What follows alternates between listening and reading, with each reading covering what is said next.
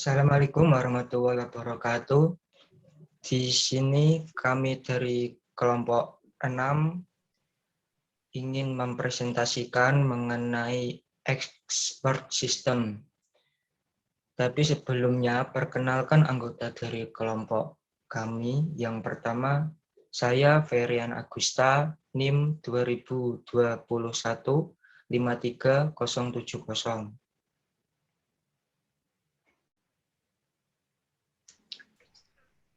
Nama saya Badia Rizky Hadafi, NIM saya 2021-536. Nama saya Jahima Edna dengan NIM 2021-53068. Nama saya Era Wulandari dengan NIM 2021-53072. Nama saya Galun Nur Rohim, NIM 2021-53075. Nama saya Queenie Laila Zahra dengan NIM 2021-53082.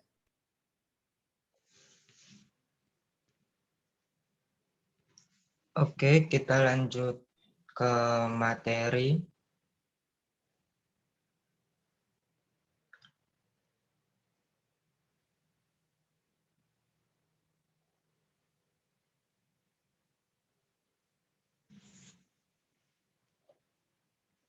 Yang pertama ialah expert system atau definisi expert system.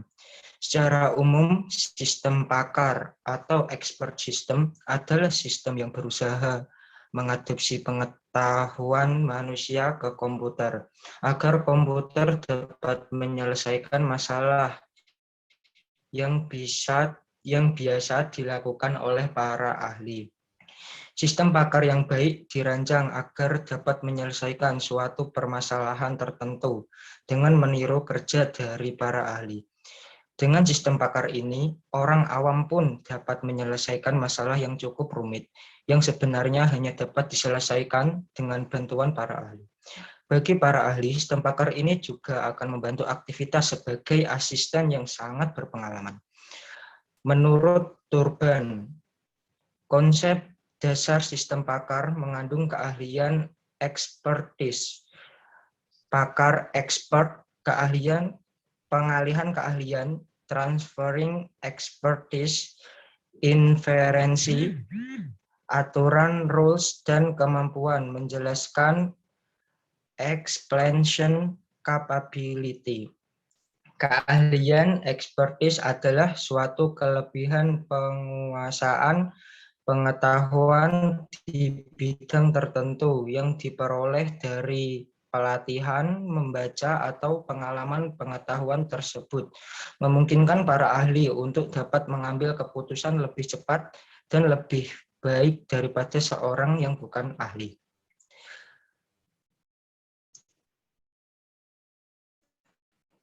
Pakar adalah seorang yang mampu menjelaskan suatu tanggapan, mempelajari hal-hal baru seputar topik, permasalahan, atau domain, menyusun kembali pengetahuan jika dipandang perlu, memecahkan aturan-aturan yang dibutuhkan, dan menentukan relevan tidaknya keahlian mereka. Pengalihan keahlian dari para ahli ke komputer untuk kemudian dialihkan lagi ke orang lain yang bukan ahli.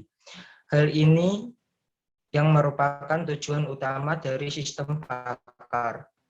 Proses ini membutuhkan 4 aktivitas, yaitu tambahan pengetahuan, representasi pengetahuan, inferensi pengetahuan, pengalihan pengetahuan ke user. Pengetahuan yang disimpan di komputer disebut dengan nama basis pengetahuan. Ada 2 tipe pengetahuan, yaitu fakta dan prosedur, biasanya berupa aturan. Salah satu fitur yang harus dimiliki oleh sistem pakar adalah kemampuan untuk mengenali yang sudah tersimpan sebagai basis pengetahuan dan sudah tersedia program yang mampu mengakses basis data, maka komputer harus dapat diprogram untuk membuat inferensi. Proses inferensi ini dikemas dalam bentuk motor inferensi. Sebagian besar sistem pakar komersial dibuat dalam bentuk rule-based system, yang mana pengetahuan disimpan dalam bentuk aturan-aturan. Aturan tersebut biasanya berbentuk if-then. Fitur lainnya dari sistem pakar adalah kemampuan untuk memberikan nasihat atau merekomendasi. Kemampuan inilah yang membedakan sistem pakar dengan sistem konvensional.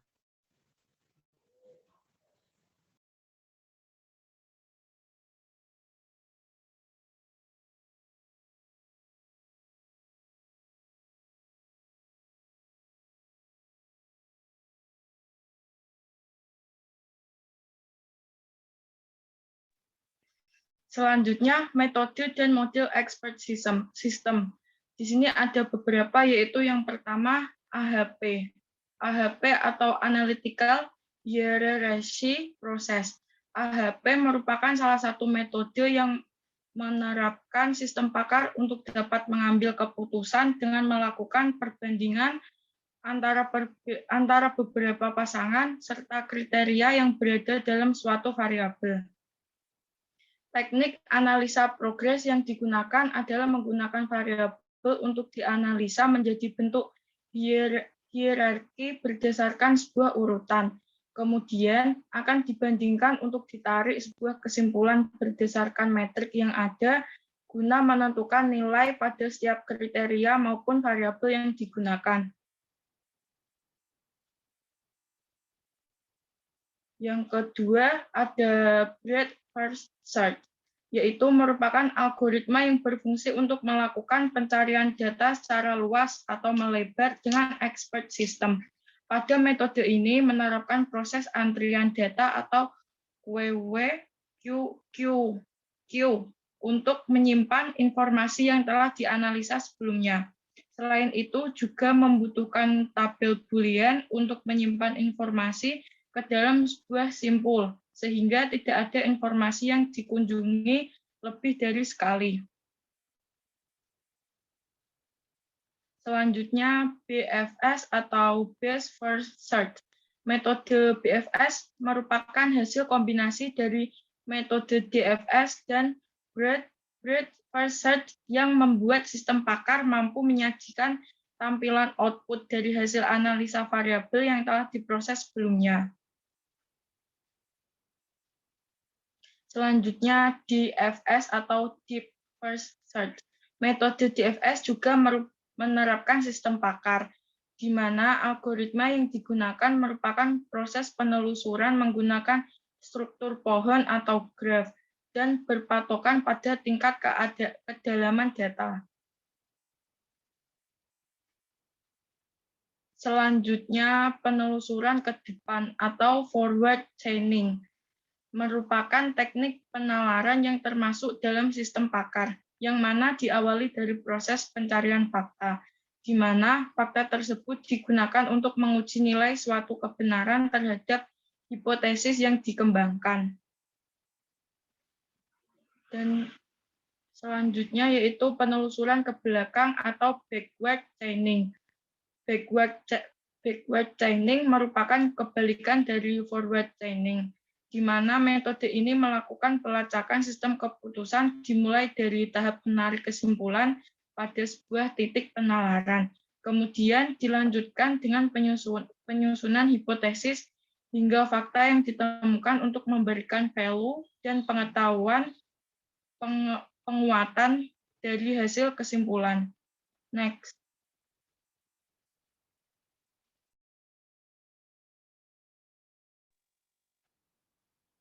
Selanjutnya ada struktur expert system.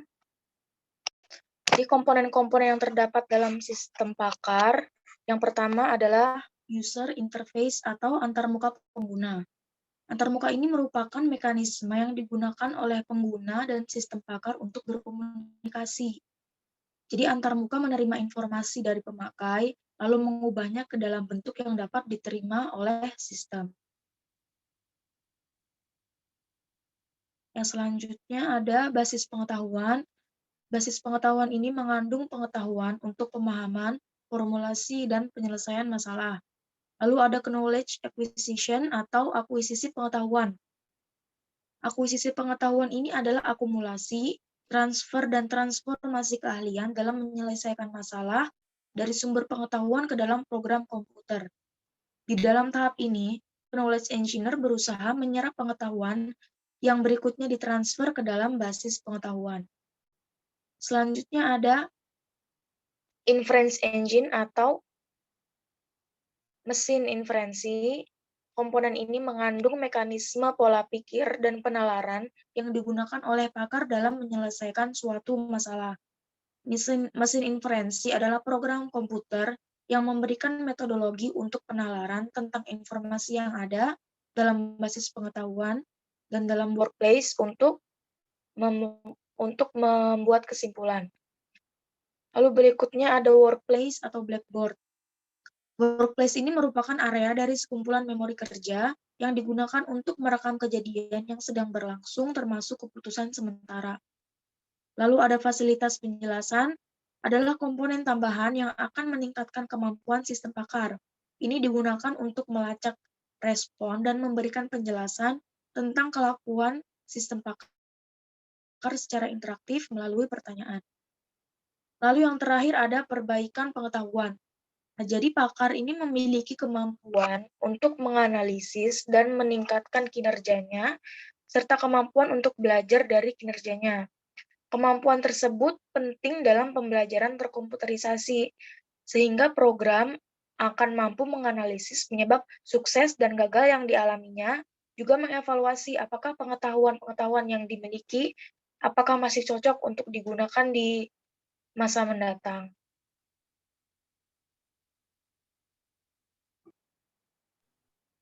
Selanjutnya yaitu manfaat dan kegunaan expert system. Secara garis besar, banyak manfaat yang dapat diambil dengan adanya sistem pakar, antara lain. Yang pertama, memungkinkan orang awam bisa mengerjakan pekerjaan para ahli. Kedua, bisa melakukan proses secara berulang secara otomatis. Yang ketiga, menyimpan pengetahuan dan keahlian para pakar. Yang keempat, meningkatkan output dan produktivitas. Yang kelima, meningkatkan kualitas. Selanjutnya, mampu mengambil dan melestarikan keahlian para pakar, terutama yang termasuk keahlian langka. Kemudian, mampu beroperasi dalam lingkungan yang berbahaya, memiliki kemampuan untuk mengakses pengetahuan, memiliki reliabilitas, meningkatkan kapabilitas sistem komputer, memiliki kemampuan untuk bekerja dengan informasi yang tidak lengkap dan mengandung ketidakpastian. Sebagai media pelengkap dalam pelatihan, dan yang terakhir meningkatkan kapabilitas dalam penyelesaian masalah.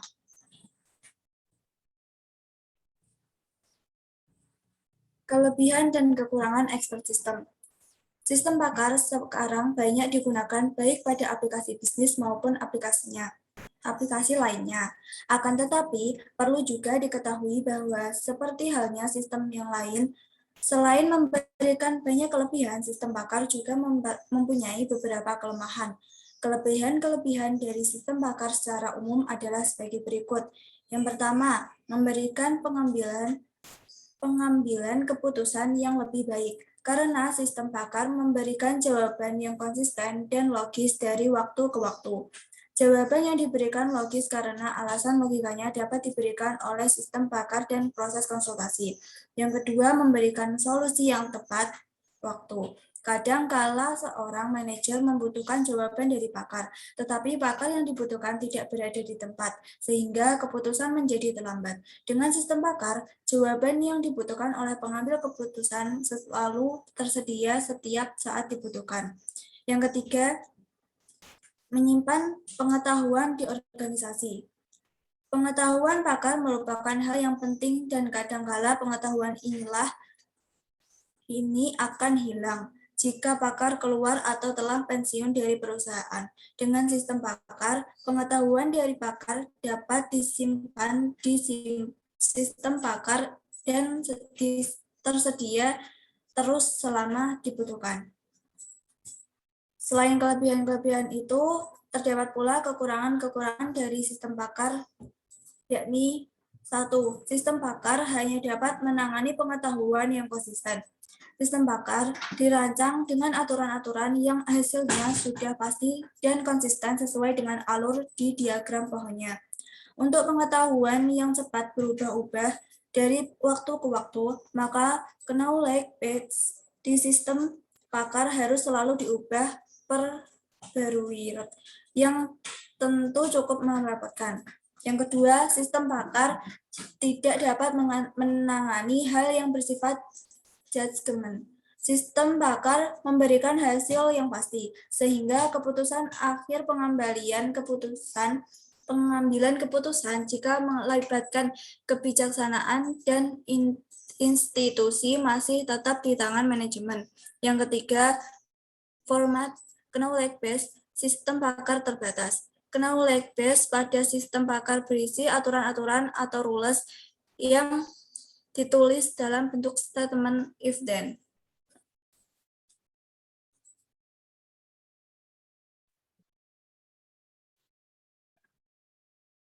Penerapan expert system dalam industri.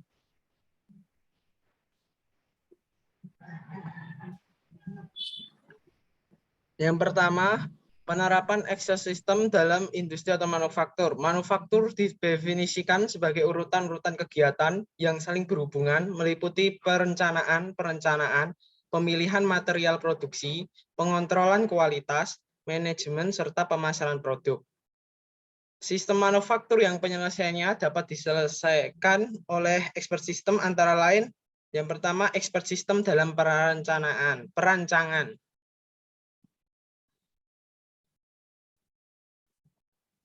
Expert system ini digunakan untuk merancang sistem pengaturan kertas untuk mesin fotokopi. Sistem ini membuat rancangan dengan representasi pengetahuan tentang rancangan berdasarkan kumpulan goal, metode perancangan, generator, dan aturan-aturan yang terstruktur. Yang kedua, expert system dalam perencanaan. Woodrush Fabricant Application merupakan contoh expert system dalam sistem perencanaan. Sistem ini dibuat dengan menggunakan Cell Expert System SPS atau Semi Intelligent Process Selection. Yang ketiga adalah expert system dalam penjadwalan. Expert system juga dapat digunakan dalam penjadwalan. Di bawah ini adalah beberapa contoh expert system dalam penjadwalan, yaitu yang pertama ada Continuous Caster Steel Mills Scheduling Application. Lalu Master Producing Scheduling Application atau MPS. Selanjutnya, yang keempat, expert system dalam proses kontrol. Beberapa contoh expert system dalam proses kontrol adalah Aluminium Foil Rolling atau Flatness Control Application. Sistem pakar ini merupakan sistem pakar yang secara otomatis sistem ini menyesuaikan bentuk pola target menurut karakteristik material dan kondisi pengoperasiannya. Lalu ada Blast Furnace Heat Control Application. Sistem pakar ini dibuat untuk mengontrol tingkat panas blast furnace atau tanur. Yang kelima, yang terakhir, expert system dalam production planning dan production control. Perencanaan produksi dilakukan dalam hal kuantitas, waktu, kapasitas, dan biaya pengendalian produksi, meliputi penyelesaian pesanan, pengujian perencanaan, urutan produksi, penempatan personalia, pengisian kapasitas, pengawasan pesanan, dan pengamanan kualitas. Manfaat sistem dalam proses manufaktur. Manfaat sistem dalam proses manufaktur atau industri adalah meningkatkan produktivitas, mengambil alih keahlian yang langka, memudahkan pengoperasian peralatan, kemampuan bekerja dengan informasi yang tidak pasti dan tidak lengkap. Next. Yang keenam yaitu penerapan expert system dalam bisnis. Yang pertama ada expert system dalam pembelian. Sistem ini berfungsi untuk menilai dan memilih pemasok, supplier dengan pertolongan dan pengiriman barang secara optimal. Di mana dalam hal ini menunjang pemasok yang potensial. Dalam hal operasional, maka sistem ini mempunyai fungsi penasihat kepada pembeli. Yang kedua, expert system mengenai konsultasi program bantuan dari kredit bank. Sistem ini membantu pada konsultasi tentang program kredit bantuan pada institusi publik. Yang ketiga, expert system mengenai strategi perencanaan. Sistem ini berbasis sistem menunjang keputusan decision support system untuk strategi perencanaan produk yang dikembangkan dari integrasi sistem konvensional dan prototip expert system. Penerapan expert system lainnya. 1. MYCIN. Sistem pakar bidang kedokteran yang mendiagnosa infeksi bakteri dan memberi rekomendasi pengobatan, dibuat oleh Stanford University. Yang kedua, Dendral dalam bidang kimia dan penggunaan struktur molekul, dibuat oleh Stanford University. Yang ketiga, XCON. Sistem ini membuat konfigurasi sistem komputer besar. Yang keempat, XSEL. Sistem ini membantu karyawan bagian penjualan dalam memilih komponen sistem PAX, sistem komputer PAX 11/780. Yang kelima, prospektor. Sistem ini membantu ahli geologi mencari dan menemukan deposit. Yang keenam, EL. Sistem ini menganalisa sirkuit elektronik yang terbuat dari transistor, dioda, dan resistor. Sistem ini dapat digunakan sebagai bantuan dalam belajar operasi sirkuit elektronik dan rancangan. Yang ketujuh, SOPI. Sistem ini membantu mahasiswa belajar memecahkan kesulitan sirkuit elektronik. Yang kedelapan, Delta. Sistem ini digunakan untuk membantu personalia dalam pemeliharaan mesin lokomotif listrik diesel dalam memantau mesin yang tidak berfungsi baik dan membimbingnya ke arah prosedur perbaikan dikembangkan oleh perusahaan General Electric. Yang kesembilan, Folio. Sistem ini menolong stok broker dan manajer dalam mengenai investasi bagi kepentingan langganan. Dirancang khusus untuk membantu para perencanaan keuangan untuk memperkecil kemungkinan keuangan karena pajak, inflasi, atau faktor-faktor lainnya.